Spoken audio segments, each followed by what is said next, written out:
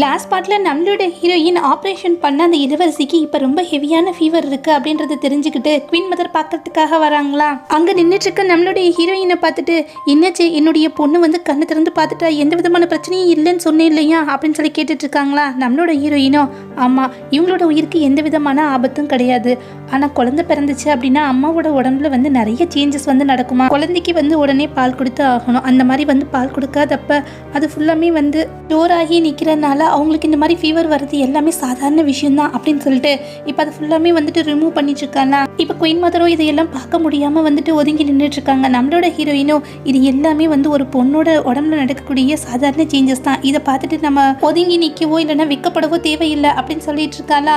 இப்போ மயக்கத்தில் இருக்கக்கூடிய இளவரசியோ கண்ணை திறந்து பார்த்துட்டு தன்னுடைய அம்மா கிட்ட வந்து, நான் உங்களை ரொம்பவுமே பயன்படுத்திட்டேனா அப்படின்னு சொல்லி கேட்டுட்டு இருக்காளா. அவங்களும் அதெல்லாம் கிடையாது, அது மட்டும் இல்லாமல் நீ நன்றி சொல்லணும்னு வச்சுக்கோமே, இதோ இவ தான் வந்து பிரின்சஸ் ரூயி, இவளுக்கு வந்து நீ தேங்க்ஸ் சொல்லு அப்படின்னு சொல்லிட்டு இருக்க. நம்மளோட ஹீரோயினை பார்த்துட்டு இளவரசியோ இப்போ தேங்க்ஸ் சொல்லிட்டு இருக்காளா. ஆனால் நம்மளோட ஹீரோயினோ, இதெல்லாம் தேவையில்லை, கேர்ள்ஸ்க்கு கேர்ள்ஸ் இந்த மாதிரி ஹெல்ப்லாம் பண்ணுறது வந்து சாதாரணம் அப்படின்னு சொல்ல, அவங்களும் என்னது கேர்ள்ஸா அப்படின்னா என்ன அப்படின்னு சொல்லி கேட்டுட்டு இருக்காங்க.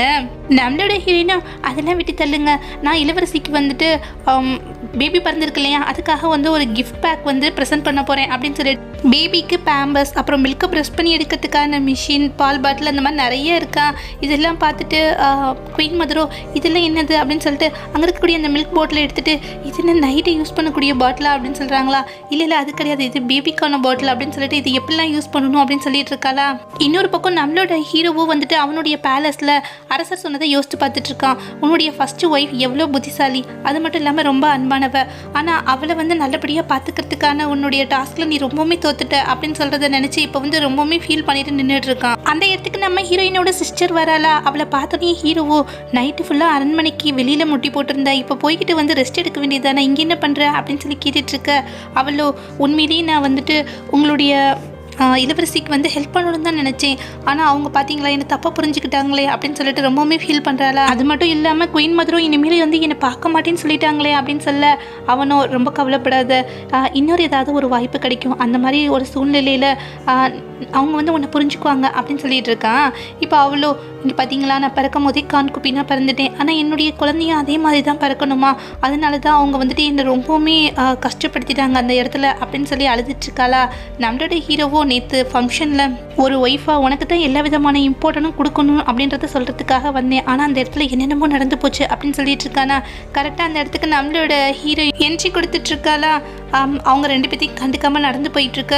நம்மளோட ஹீரோவோ வந்துட்டு, இல்லை அரண்மனையில் வந்து இளவரசி கண் திறந்து பார்த்துட்டா இல்லையா அப்படின்னு சொல்ல, நம்மளோட ஹீரோயினோ, அதெல்லாம் சரி, அது கேட்கக்கூடிய இடமா இது, பேலஸில் இவ்வளோ இடம் கிடக்கு, அதை விட்டுட்டு பட்ட பகலில் நட்டனோட ஹால்குள்ளே நின்றுட்டு என்ன பண்ணிட்டு இருக்கீங்க, ரொமான்ஸ் பண்ணிட்டு இருக்கீங்க அப்படின்னு சொல்லிட்டு இருக்க. நம்மளோட ஹீரோவோ சொல்லிட்டு ரொம்ப திமிர நடந்து போய்கிட்டு இருக்காளா. இப்போ இளவரசனுக்கும் ரொம்ப கோவம் வந்துருது, அவன் ஒரு பக்கம் கோவமாக நடந்து போய்கிட்டு இருக்கான். நடுவில் நின்றுட்டு இருக்க தங்கச்சியோ, என்னாச்சுன்னு தெரியல இளவரசருக்கு, எப்போ பார்த்தாலும் வந்துட்டு இப்பெல்லாம் வந்து என்னுடைய அக்காவை பற்றி யோசிச்சுட்டு இருக்காரு, மறுபடியும் அவருடைய கவனத்தை வந்து என் பக்கம் திருப்பியே ஆகணும் அப்படின்னு சொல்லிட்டு அதுக்கு ஒரு பிளான் போட்டுட்டு இருக்காளா. இளவரசனோ இப்போ நிறைய கிஃப்ட்ஸ்லாம் எடுத்துட்டு நம்மளுடைய ஹீரோயினை பார்க்கறதுக்காக வரான். அந்த இடத்துக்கு வந்துட்டு இது எல்லாத்தையுமே வந்துட்டு அரசர் உனக்காக கொடுக்கறதுக்காக அனுப்பி விட்டுருக்காரு அப்படின்னு சொல்ல, நம்மளோட ஹீரோயினோ, சரி அதை வந்து அவனுக்குள்ள வச்சுட்டு நீங்கள் முதல்ல கிளம்புங்க அப்படின்னு சொல்லிட்டு இருக்காளா. ஆனால் அவனும் ரொம்ப கோவமாக வந்து அதெல்லாம் வச்சுட்டு பக்கத்துலேயே உட்காந்துக்கிறான். இப்போ நம்மளுடைய ஹீரோவோ ஹீரோயின் கிட்ட பேசுறதுக்கு ட்ரை பண்ணுறானா. அந்த டயத்தில் வந்து சிஸ்டருக்கு ஹெல்ப் பண்ணுறதுக்காக ஒரு லேடி இருப்பா இல்லையா, அவ்வளோ வேகமாக ஓடி வந்துட்டு, சீக்கிரம் வாங்க, அவங்களுடைய ஒய்ஃப் இருக்காங்க இல்லையா, அவங்க வந்து இப்போ ரொம்பவுமே வந்துட்டு கிரிட்டிக்கலான ஒரு ஸ்டேஜில் இருக்காங்க அப்படின்னு சொல்ல, அங்கே இருக்கக்கூடிய எல்லாருமே வந்துட்டு ரொம்பவுமே ஷாக் ஆகிட்டு வந்துட்டு ஹீரோயினோட தங்கச்சியை பார்க்கறதுக்காக போகிறாங்களா. அந்த இடத்துலையோ அவள் வந்து மயக்கத்தில் இருக்கா, காலில் கட்டு போட்டிருக்கா. அப்போ வேலைக்காரியோ வந்துட்டு அவங்க காலில் வந்து பாம்பு கடிச்சிருச்சு, டாக்டரும் வந்துட்டு இவங்களை காப்பாற்ற முடியாதுன்னு சொல்லிட்டாரு அப்படின்னு சொல்லிட்டு இருக்க. நம்மளோட ஹீரோயினோ இதை எதையுமே கண்டுக்காமல் ஒரு சேரில் உட்காந்துட்டு காஃபி குடிச்சிட்டு இருக்காளா. ஹெல்ப்புக்காக இருக்கக்கூடிய பொண்ணும் வந்துட்டு அவளுடைய ஷோல்டரில் வந்து நல்லா மசாஜ் பண்ணிட்டு இருக்கா. இப்போ ஹீரோவோ வந்துட்டு ஹீரோயினோட தங்கச்சியை பார்த்துட்டு இவளை எப்படியாவது காப்பாற்றி ஆகணும் அப்படின்னு சொல்லிட்டு ரொம்பவும் வந்து துடிச்சிட்டு இருக்கானா. நம்மளோட ஹீரோயினை பார்த்துட்டு, இங்கே பாரு, இவளை முதல்ல வந்து நீ காப்பாற்று அப்படின்னு சொல்ல, அவ்வளோ தன்னுடைய சிஸ்டரை பார்த்தா அந்த இடத்துல அவன் நடிக்கிறா அப்படின்றது நல்லாவே தெரிஞ்சு போயிட்டுதான். சரி இருங்க, நான் இவளை காப்பாற்றுறேன் அப்படின்னு சொல்லிட்டு தான் ஹெல்ப் பண்ணுற பொண்ணோட போயிட்டு இப்போது சீசா மிஸ்ன்னு ஒன்று எடுத்துகிட்டு வராளா. அவளுடைய கையிலையும் பெருசாக இருக்குது. அவனுக்கு ஹெல்ப்புக்காக இருக்கக்கூடிய பொண்ணு கையிலையும் வந்துட்டு குட்டியாக இருக்கா. இதை பார்த்துட்டு வந்து இளவரசன் பயங்கரமாக ஷாக் ஆயிடுறான். ஹெல்ப்புக்கு இருக்கக்கூடிய பொண்ணு அதுக்கு மேலே ஷாக் ஆகிட. இப்போ இளவரசனும் இது என்னது அப்படின்னு சொல்லி கேட்டுட்ருக்கானா. இதுவா, இதை வச்சுட்டு எந்த இடத்துல வந்து என்னுடைய சிஸ்டருக்கு வந்து பாம்பு கிடச்சிருக்கோ அந்த இடத்த நம்ம கட் பண்ணி எடுத்துடலாம். அப்படி இல்லைன்னு வச்சுக்கோங்களேன், விஷம் ஃபுல்லாக உடம்பு ஃபுல்லாக பரவிட்டு அப்புறம் இதயத்தை போய் பாதிச்சிடும். சீக்கிரமாக இந்த வந்து நம்ம பண்ணியே ஆகணும் அப்படின்னு சொல்ல இளவரசனும் விளையாடுறியா, காலை எடுக்கணும்னு சொல்லிட்டு இருக்க, கால் இல்லாமல் ஃப்யூச்சரில் அவள் வந்து எப்படி இருப்பா, அது மட்டும் இல்லாமல் வெளியில் வந்து 4 பேர் எப்படி வந்து இவள் மீட் பண்ணுவா அப்படின்னு சொல்லிட்டு இருக்கானா. அதுக்கு ஒன்றும் எந்த பிரச்சனையும் இல்லை, இதோ இந்த செயற்கை காலை வச்சுக்கலாம் அப்படின்னு சொல்லிட்டு ஒரு பொம்மையாக இருக்கக்கூடிய காலை தூக்கி இளவரசன் மேலே போடுறாளா. அவனும் அதை பார்த்துட்டு ரொம்பவுமே பயந்து கத்திட்டே பக்கத்தில் ஹெல்ப்புக்காக இருப்பா இல்லையா, அந்த பொண்ணு மேலே தூக்கி போட்டுறான். அவளோ வந்துட்டு இன்னும் கொஞ்சம் பயந்துட்டு தூக்கி கீழே போட்டுடுறாளா. இப்போ தங்கச்சியோ இது எல்லாத்தையுமே வந்துட்டு அமைதியாக கண்ணு மூடிட்டே கேட்டுட்டு இருக்கா. நம்மளோட ஹீரோயினும் இங்கே பாருங்க, இது வந்து வாழ்வா சாவா அப்படின்ற ஒரு தருணம், இவ்வளோ நம்ம காப்பாற்றியே ஆகணும், காலுக்காக ஆசைப்பட்டீங்கன்னு வச்சுக்கோங்களேன் அவளுடைய உயிர் போகும், உடனே வந்து முடிவிடுங்க அப்படின்னு சொல்ல இளவரசனும் ரொம்ப யோசிச்சுட்டு சரி அந்த மாதிரியே பண்ணிவிடு அப்படின்னு சொல்கிறானா. இப்போ தங்கச்சியை உள்ளுக்குள்ளே ரொம்பவுமே பயந்துட்டு படுத்து கிடக்குறா. மிஷினை ஆன் பண்ணி டேரெக்டாக வந்து சிஸ்டர் கிட்ட வராளா. பார்த்து அந்த இடத்துல வந்து ஒரு மேஜை மாதிரி அதோட எஜ்ஜில் வந்து அந்த மிஷினை கொடுக்க அந்த எஜ்ஜே வந்து அப்படியே கட் ஆகிடுது. இதை பார்த்துட்டு எல்லாருமே ஷாக் ஆகிடுறாங்க. நம்மளோட ஹீரோயினும் ஒன்றும் இல்லை, கை கொஞ்சம் தவறிடுச்சு, அதனால தான் இந்த தடவை கரெக்டாக போய் அவளுடைய காலை வந்து கட் பண்ணிடுறேன் அப்படின்னு சொல்லிட்டு மிஷின் எடுத்துகிட்டு போகிறாளா. இளவரசனும் வேகமாக போயிட்டு இல்லை இல்லை வேணாம் வேணாம் நிறுத்து, இதை பார்க்கவே எனக்கு ரொம்ப பயமாக இருக்குது அப்படின்னு சொல்கிறானா. யோசிக்கக்கூடாது, இந்த தடவை நான் 3 எண்றேன், கரெக்டாக போய் வந்து என்ன பண்ணிடலாம் அப்படின்னா நினச்சதை முடிச்சிடலாம் அப்படின்னு சொல்லிட்டு 3, 2, 1 அப்படின்னு சொல்லிட்டு சிஸ்டர் கிட்ட போகிறாளா. அவ்வளோ இப்போ வந்து கத்திக்கிட்டே எந்திரிச்சிடுறா. இதை பார்த்துட்டு வந்துட்டு நம்மளோட ஹீரோவோ நம்ம ஹீரோயினோட சிஸ்டர் கிட்ட போயிட்டு உனக்கு எதுவும் ஆகலை, நீ நல்லா இருக்கேல அப்படின்னு சொல்லி கேட்க அவ்வளோ நான் நல்லா இருக்கேன், மறுபடியும் உங்களை நான் பார்ப்பேன் அப்படின்னு சொல்லிட்டு நினச்சி கூட பார்க்கல அப்படின்னு சொல்லிட்டு ஆக்ஷனை போட்டுட்டு இருக்காளா. இப்போ நம்மளோட ஹீரோயினும் அது சரி நடிப்பில் வந்து உனக்கு ஆஸ்கார் அவார்டே கொடுக்கலாமா, அந்த அளவுக்கு நடிச்சிட்டு இருக்க, இப்போ தான் கொஞ்சம் நேரத்துக்கு முன்னாடி உயிருக்காக போராடிட்டு இருக்க அப்படின்னு சொல்லிட்டு இருந்தாங்க.